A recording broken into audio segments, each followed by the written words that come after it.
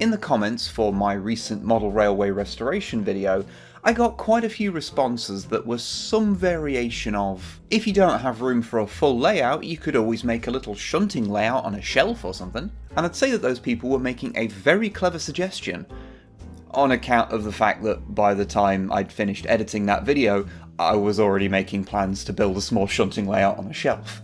It is now just under a month later, and I've only gone and built myself an Inglenook. Now, for those of you watching that aren't into model trains, what is an Inglenook, or to give it its more helpful name, an Inglenook sidings shunting puzzle? Well, it's a very small model railway layout that, even at 00 scale, can be fit onto a shelf. It was originally invented by Alan Wright in 1979. Although you can't have trains going around it in a continuous loop, you can mess around with shunting wagons on it, and more importantly, there is a puzzle attached to this particular layout that I'll explain later. It's also very easy to store if you don't have much space, hence its name. An Inglenook is a space beside a fireplace, if you didn't know. Admittedly, mine lives next to a bookshelf rather than a fireplace, but I thought I'd take you through what I'd done since it's the first layout I've ever built myself, and I want to show it off. So just to get it out the way, the one thing I didn't go all in on was the electrics. It's connected to the controller just with this basic bit of Hornby power track, which does stand out a little bit since it's very much not a bit that's trying to appear as a scale model. It's just a thing that needs to be there to power it. I did this mostly since it's nice and simple and it's just what I had to hand. To do it more cleanly would have involved learning about wiring and soldering and then buying all of the relevant equipment just for this tiny layout, since I don't know if I'm ever going to get a chance to do this again, so it didn't really seem worth it. If/when I do ever have the space to do a larger layout, I shall do it properly, but this is fine for me for now. Okay, so the layout is built on a 120cm by 25cm shelf, and the track is mounted on cork and then nailed in place. I used the usual method of ballasting where you put the ballast down around the tracks and then flood the area with a 50-50 mix of PVA glue and water with just a drop of washing up liquid in there, which, after about a day or so, becomes rock solid. Honestly, you don't expect it to work as well as it does until you do it and you're like, huh, look at that. At one end of the track I have some 3D printed buffer stops I got off eBay, and at the other end is a hill and a bridge, hiding where a real railway would connect to the main line. There's also a little bit of track on top too, so I can put something up there if I feel like adding a little bit more interest up there.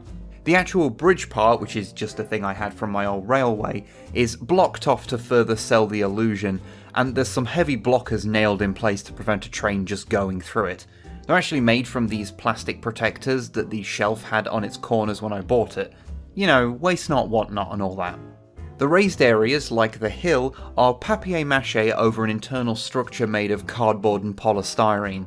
I won't lie, it felt a little bit like I was going back to primary school doing all that, but, like, not horrible. It was quite a calming and methodical process. Anyway, after that, it was mostly just building up the foliage, which is a mixture of all sorts of stuff I had lying around, as well as some nice flower tufts I found on Etsy. On reflection, I should have gone with a lighter green for the grass, it's a little dark, so I might go over it with some lighter flock or static grass in the future. We'll see. Lastly, there's the central area with a signal box from my old railway that I gave a quick brown wash to just to kind of pick out the details on the top a little. And I threw some spare ballast and sleepers around the area just for a bit of flavour. Also, since I know people will suggest it, yes, it would look nice with a backboard with scenery on it, but given the limited area that I have for storage, there's not really any room for one, and it'd likely just get damaged taking it in and out anyway, so I've chosen to go without here. And yeah, that's about it. It's not perfect, but I'm more than happy with it for my first go. But how does the actual puzzle work? Well, let's take a look. So the basic idea is that you have an amount of wagons and you need to arrange them in a certain order. Now, the layout is quite important to this because it's basically separated into 4 parts. You've got 2 sidings here which have room for 3 wagons, 1 siding here which has room for 5 wagons, and then this bit back here which I think is called a head shunt? Maybe? But that has room for the locomotive and 3 wagons. And using that space, you have to try and rearrange the wagons that you have to make the pre-decided rake. So, let's get some wagons on here so I can show you how it works. Okay, there are other ways of doing it, but this is the sort of standard way, where you have 8 wagons and you need to create a rake of 5 of them. And which wagons and in what order they need to be, you decide however you can. I choose to use a D8 to select them because of the type of person that I am. So let's decide which of these we need to select and in which order. Okay, so 8 is number 1. Oh, do you like my very professional way of going about things, which is to crudely write the number on the back of a bit of cardboard I cut out from a box of Frosties? I'm very good at this.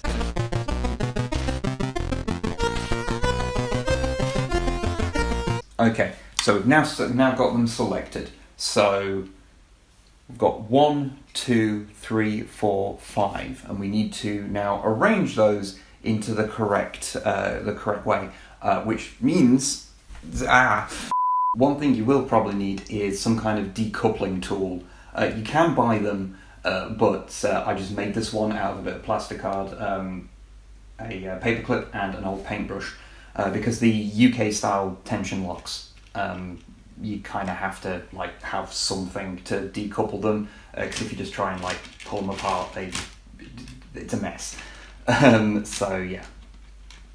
I will try and solve this, I guess.